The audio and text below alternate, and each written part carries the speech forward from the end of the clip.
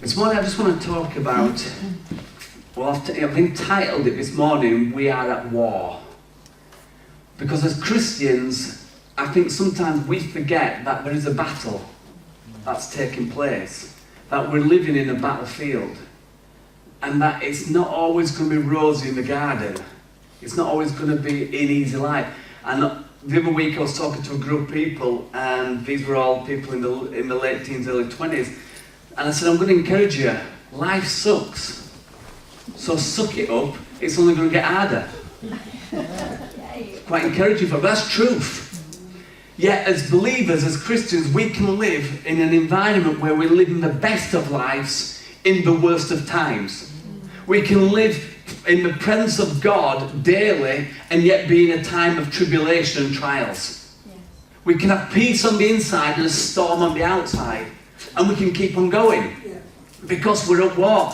And the truth is, when things happen to us, sometimes it's our own silly fault. We've made stupid decisions and we've done silly things. Other times it's just life hits us. And sometimes it's a spiritual attack that's coming against us. But every time you try to step out in the things of God, you're going to face opposition. But I think as a group of believers, and especially in our country, I don't think we understand that we're at war. And I believe in blessings, I believe in prosperity, I believe in healing, I believe in the mighty presence of God, but I also believe we're at war. And everybody's soul is at stake. See, God didn't save us just so we could have a ticket to heaven. He saved us so we could have eternal life. And this is eternal life, says Jesus, that we know and spend time with the living God. That's eternal life. Eternal life isn't when we die. Eternal life is here on earth now. We live forever. And the sad thing is, and I think many believers have forgotten the fact that everyone on this planet, everybody born or everybody conceived, has an eternal future. And whether they accept Jesus or not, they're going to live forever. Your neighbours are going to live forever, whether you like them or not. You know, people, your relatives are going to live forever, whether with Jesus or not. And we are the voice and the spokesperson of Jesus while we're on this planet. The Bible says that, you know, when the Holy Spirit comes upon you, you will be my witnesses. Witnessing is not something that we've got to do, else God's going to slap us, but it's something that's a heart desire that we should do. You see, I don't have to kiss Joe, but I get to kiss her. There's a big difference there. I don't have to, but I can. I don't have to witness, but I can. I don't have to spend time with God, but I can. Well, I'm here. In Joel 2, verse 1, it says this, blow the trumpet in Zion and sound the alarm in my holy mountain. Let the inhabitants of the earth tremble, and the day of the Lord is coming, for it is at hand. Now we all know Jesus could return at any moment. And when the rapture happens, there's going to be 7 years of tribulation, and then the day of the Lord is going to happen when he returns. We think the tribulation is going to be bad. When Jesus returns, it is going to be bad for those who don't believe. Because it's just going to sweep everything away. Then there's going to be 1,000 years, it talks about in the Bible, a millennium. And at the end of that, it's going to cast the devil into hell, and all the unbelievers are going to go in there. And even the earth's going to be burnt up, and the heavens are going to be burnt up, and there's going to be a new heaven and a new earth. That's end-time theology for you in a nutshell. We'll look at that at another time, probably in the Bible study. But I believe that there's a trumpet being blown over this country and over this world. I believe God's calling the church to start rising up and standing up, and to start taking its rightful place as a defender of the light. And we don't need to defend Jesus, and we don't need to defend his word, but at the end of the day, we are the body of Christ. We are the only ones that people will see on this planet. And I believe there's a trumpet being blown, but I'm embarrassed. I spoke to these young people, and I apologised to them because of the generation that I'm a part of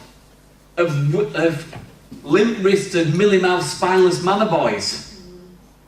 That I'm part of the generation of believers that are more interested in their pension fund than their eternal fund.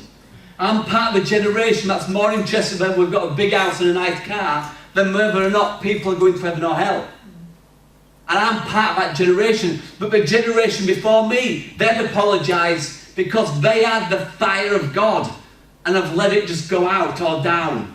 And my generation have stood up, and there's some of us that are still fighting and going strong, but there's many that are just settling back. And I apologise because what we had in my generation will be even worse in the next generation. What one generation accepts as normal, as an option, the next generation accepts as normal. Think about this. What our grandparents accepted, the next generation took as normal, and now we are reaping the benefits, or sometimes not, of past generation decisions. I mean, in church, and I'm not criticising this, but in church 50 years ago, if you were playing out in a park on a Sunday, you know, people go, well, you call yourself a Christian. Now, it's okay to play in a park on a Sunday. But just think where it's gone to. Where Sunday's now a day of the week, which is normal, of any other day, and church has become an optional extra to our lives. And the trumpet's been blown over this earth, and I think God's shouting, are you getting ready? Because I don't know when he's going to return, but he could. And I have got a pension, and I am paying a mortgage, and I have got a job, and I do those things. In fact, the Bible tells us to live every day as if it's his last, but it also talks about living a life and preparing for the future. Guys, if you haven't got a pension, get one. Sort these things out, they're good, but that shouldn't be our focus. Our focus should have eternal value attached to it. What do I do and what do you do? The decisions we make, do they have eternal value? I'm going to say annoyed, but I'm kind of not really there. I've got so used to it. When my kids were born in church, there must have been 20 couples who all had kids at that same time. And all but Joe and I carried on doing things for God. They all became parents and stopped doing things, and rightfully so in some senses, because of parents. But they used the kids as an excuse not to do the things God had called them to do. And I'm seeing it in the next generation now of grandparents. Grandkids come along and life stops. And that's not wrong. But like Andy said last week when he was speaking, if we put anybody between us and God, we commit adultery. Yet we don't accept it on a physical level within marriage, but we accept it if we put somebody else before us and God. Difference from idolatry and adultery. He was saying that it's adultery to bring anyone between us and God. And I apologise to these kids because I was saying to them, don't look at my generation.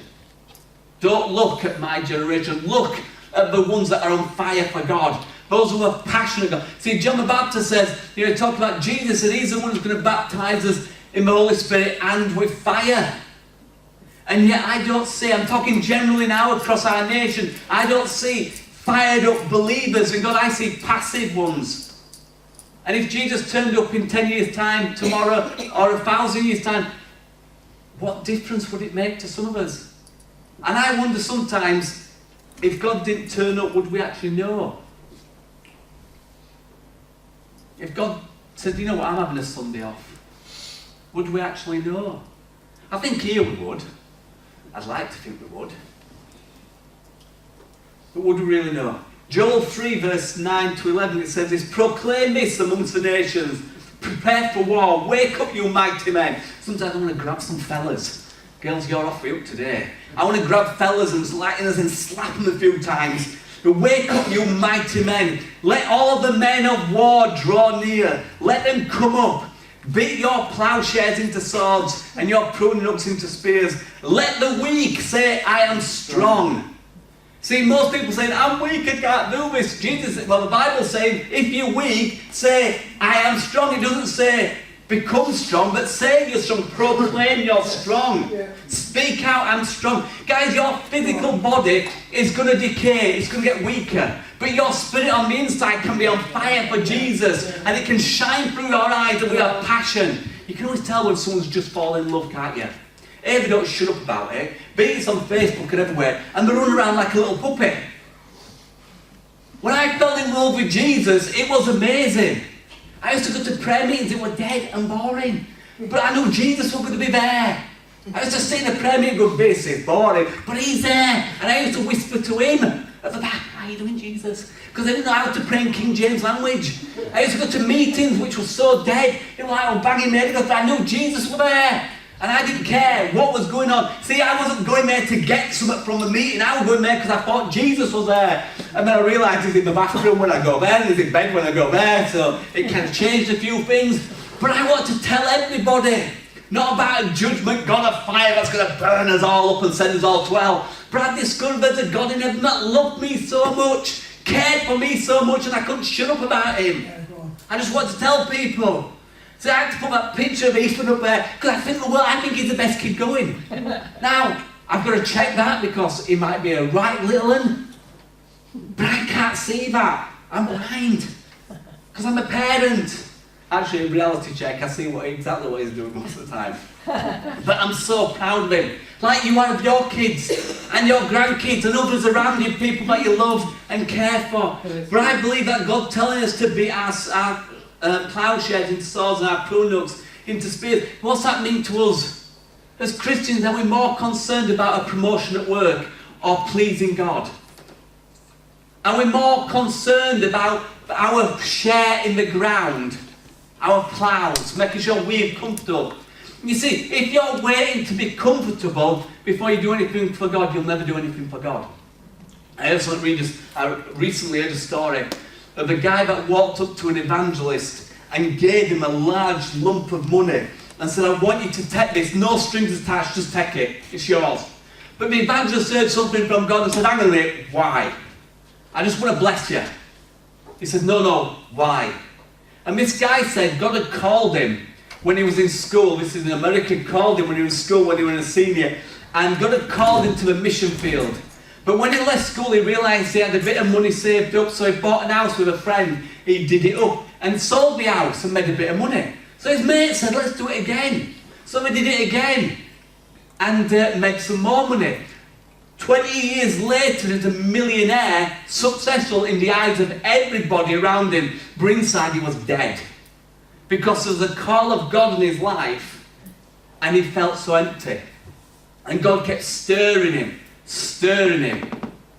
and yet he wanted to make money, he wanted to become comfortable. And I believe that there's many believers, many Christians, and God says it's time not to throw away our jobs and not to throw away our savings or anything like that, but prioritise in such a way where we can say, let the weak say, I am strong. Let's beat our safety into warfare. Let's beat the things that we hold so close to us into weapons of war. I need to say this, because this is going out on the internet. I'm not talking about we go around doing any damage to anybody.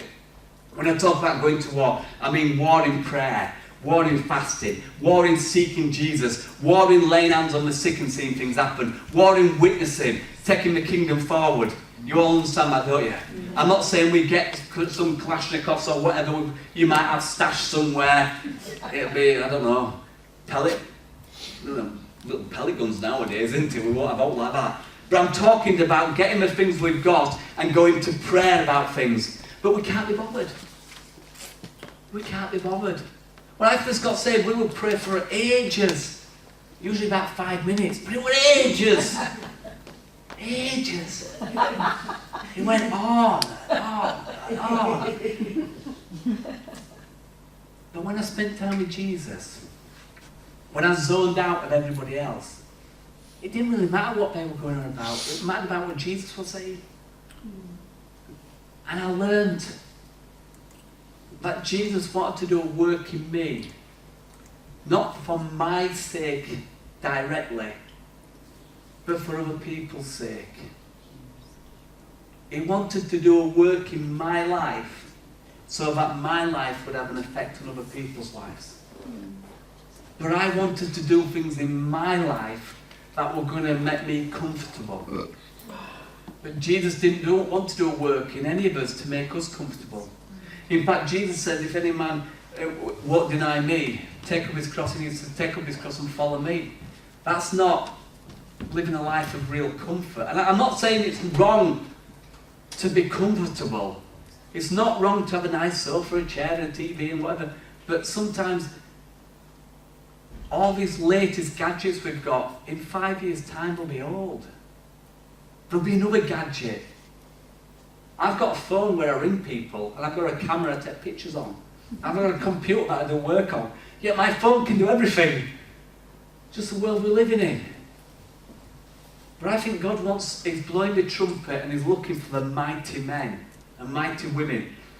In Matthew 11:12 it says this, from the time of John the Baptist began preaching until now, the kingdom of heaven has been forcefully advancing and violent people are attacking it. That's the New Living Translation. The NIV said it this way, from the days of John the Baptist until now, the kingdom of heaven has been subjected to violence and violent people are raiding it. You know, many believers are living in a land called Narnia, thinking everything's alright, everything's alright, everything's alright, everything's alright. And there's a big bad devil out there who's going across the nations, causing destruction, and the church is thinking, we're still in Narnia. And God's looking for men and women who's going to stand up and say, enough's enough. You see, we don't go to battle in prayer until it comes knocking on our door. And the problem is, once it's knocking on our door, it's too late. If there's something taking over a nation, it needs to be taken on when it starts in. But the problem is that when somebody starts crying out, there's this problem coming, there's something on the horizon, people think they're crazy. When things rise up, people go, just forget about it. I believe God's raising up men and women of God who can see into the spiritual realm. Not to scream their own trumpet, but to sound out the alarms of what's going on with God. See, people see Jesus as blonde-haired, blue-eyed, meek and mild. I've got something for you, some good news. He's not like that. Jesus is not Millie-mouthed, spineless mama boy. He's a powerful... When he were on earth, he were a carpenter, he were a chippy, a joiner. And the word carpenter actually means that he was a man who could work with his hands. So he'd been able to do bricklaying, he'd been able to carve stone, he'd been able to do all sorts. So he wouldn't have had little arms. These pictures he's seen with soft, manicured hands, they weren't Jesus. He'd have had bent nails and, rough hands and stuff like that. Where do we get this idea from that Jesus is soft? When the name of Jesus is mentioned, the whole hell shakes. When Jesus stands up, things happen. When Jesus walked into a city, demons ran out of the city. And yet we are walking in the presence of God, and we can walk into a place and we join in with what they're doing because it seems better.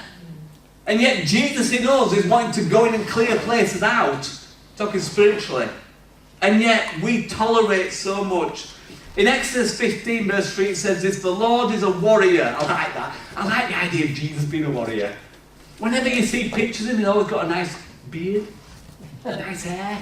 I don't know if that's really the Jesus that we often see. But one thing I do know is that when he comes on his white horse, at the speaking of his name, nations are going to tremble. When he judges this earth, it's not with a sword, a physical sword, it's with the word of his mouth. The Lord is a warrior. The Lord is his name. In 1 Timothy 6, verse 12, it says this, fight the good fight of faith. Take hold of the eternal life to which you were called when you made your good confession in the presence of witnesses. Fight the good fight.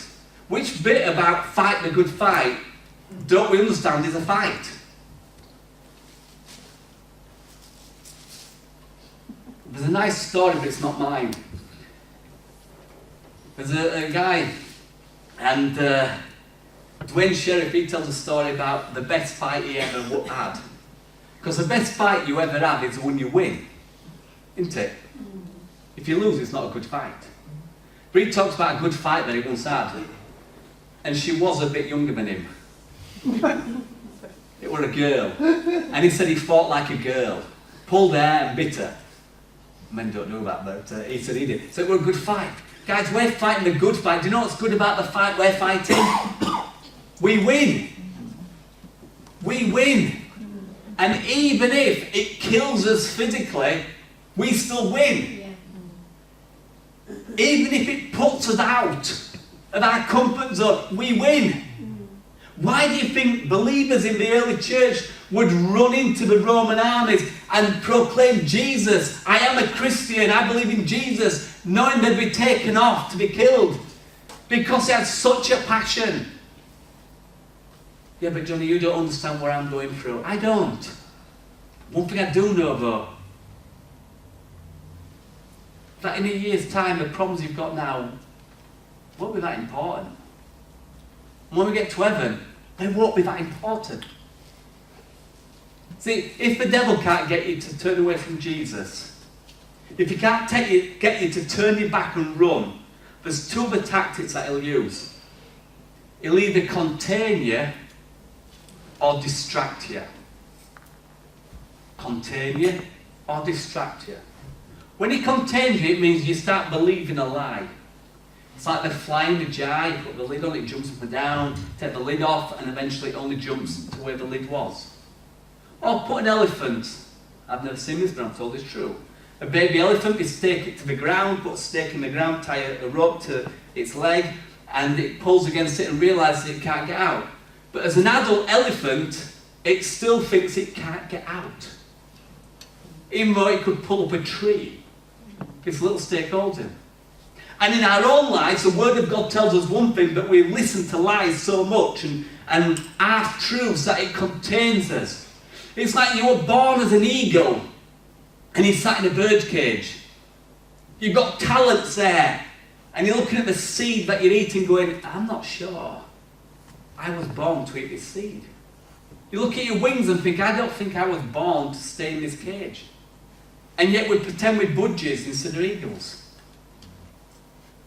Some of us are imitating people we've looked up to in the past to realise that they're not the ones we should be imitating. Jesus who we should be imitating.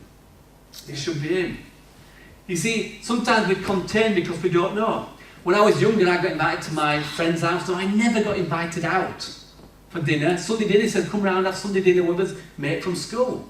Now, I grew up on a council estate and he was a posh kid.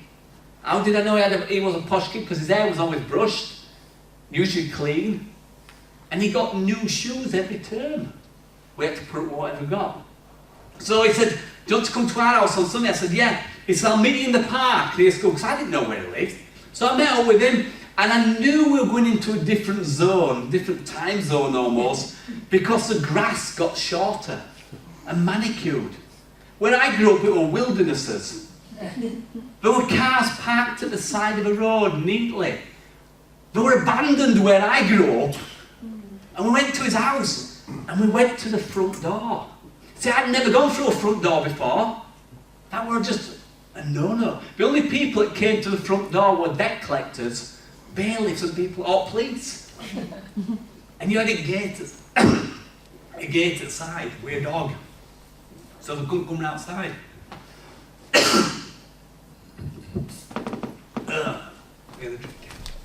Get your cup. Anything, mate. Anything. I'm dying here. So we went to the front door and he got in. That was a complete mind change to me. Because I'd never gone through a front door. I never knew these doors even existed properly.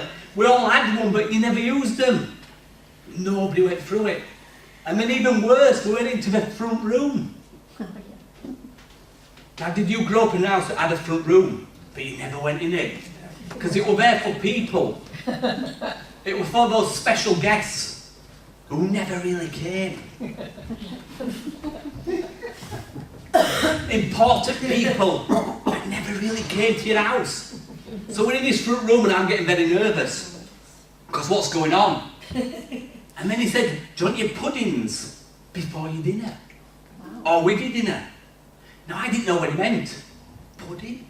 I mean, we didn't get pudding much at home, but we usually had it after dinner. And he said, do you want it before? I went, I'll have whatever you're having. So he sits down, and his mum said, how many do you want? Now, I'd never got it like you got given it, that were it. How many? Yorkshire puddings now I realise what they were. How many do you want? It was like, to me, I was getting mad, because I'd never been here before. It went on through there. He suddenly said to me, do you want some gravy? I says, no, I don't have gravy. So the what, can I have red sauce? That kind of insulted them, but we got over that. But dinner came and she gave me 2 slices of meat. I mean, we rarely had meat, but you never got 2 slices of it. And do you want some more? My mind was, because my containment, my bubble had just been burst. And I'm thinking, when I get home, I'm going to tell my mum. I'm going to tell my mum. But we did something really weird. They put their red sauce, or my maid did, at the side of his plate. Which, everywhere. I was just blown away. Because all my life, it's not that I'd been restricted, but I'd been contained. And if the devil can get us to be contained, because we only go so far and stop, yet God's got so much more for us than anything else.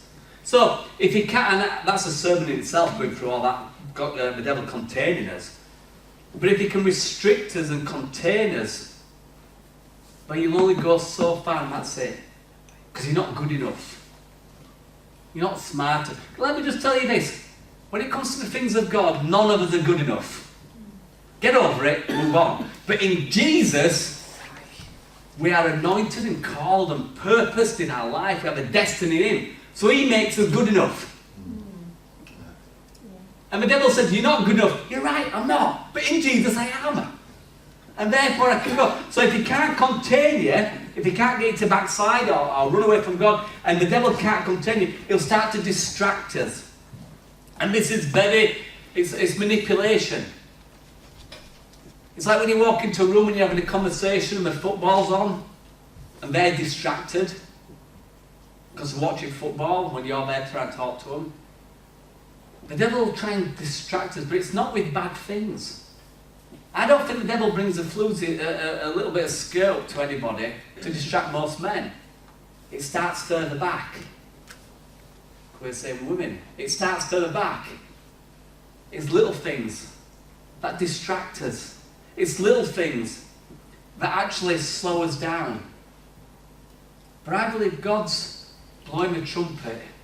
And it's time for us to throw off the distractions and throw off the things that so easily ensnare us. And we run the race set before us. And we fight the good fight on our knees before God. We get in prayer before God. And we're not praying for grandma's big toe. We're not praying, we're praying. Have you ever read the prayers in the Bible? Have you ever, seriously, did anybody ever read Proverbs, by the way? That's another question for a later date. But have you ever read some of the prayers in the Bible? Peter gets arrested and given a good hiding for speaking boldly about the things of God. And he goes to a prayer meeting and says, Lord, help me to be more bold for you. Most of us would be saying, God, look at what they did.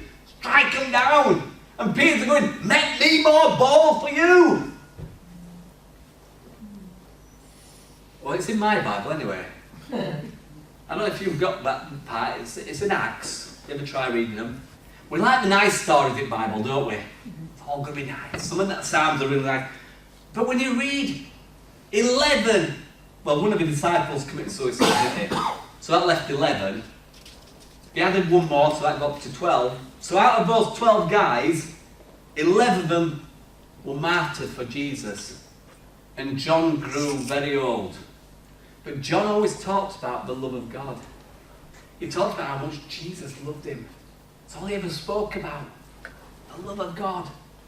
And he would, as an old man, I felt old this morning. I'm oldest on here. This morning anyway, so. Ian's usually the old one, so. Then it'll be Danny. Well. Thereafter. But Peter cried out to God to give him more boldness. And when I get to heaven, I don't want to get there having lived in a huge house and having a great car. There's nothing wrong with them.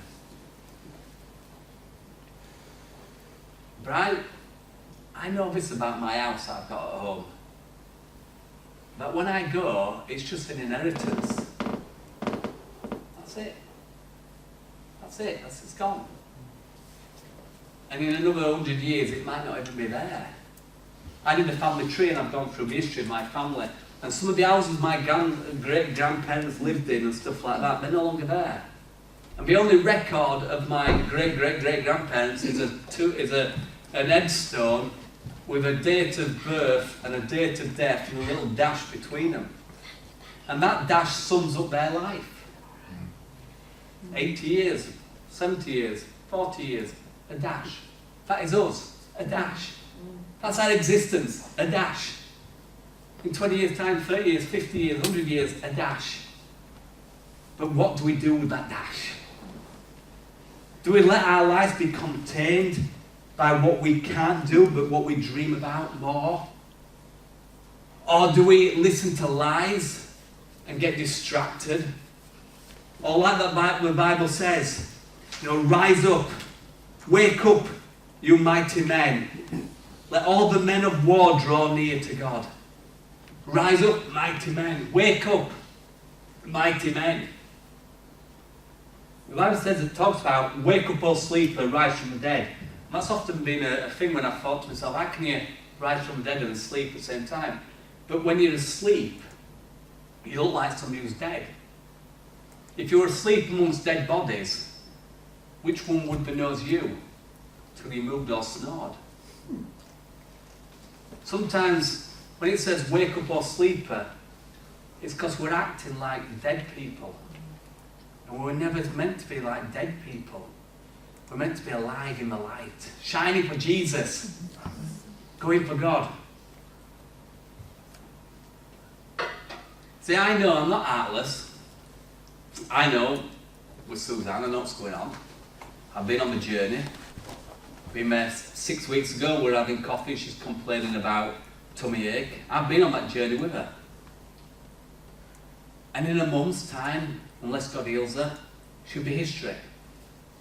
But we're still here. And we've still got a plan and purpose. Johnny, you're heartless. No, I'm eternal thinking. I've got eternal thinking. It's because what we're going to do, put our lives on hold till we get over it? Or do we keep pushing forward? We'll celebrate when babies come along. We'll celebrate baptisms. We'll celebrate marriages. We'll celebrate these things. We'll celebrate the lives of people that's gone before us. But I don't want to be an embarrassment to the next generation. I want to be so on fire for God.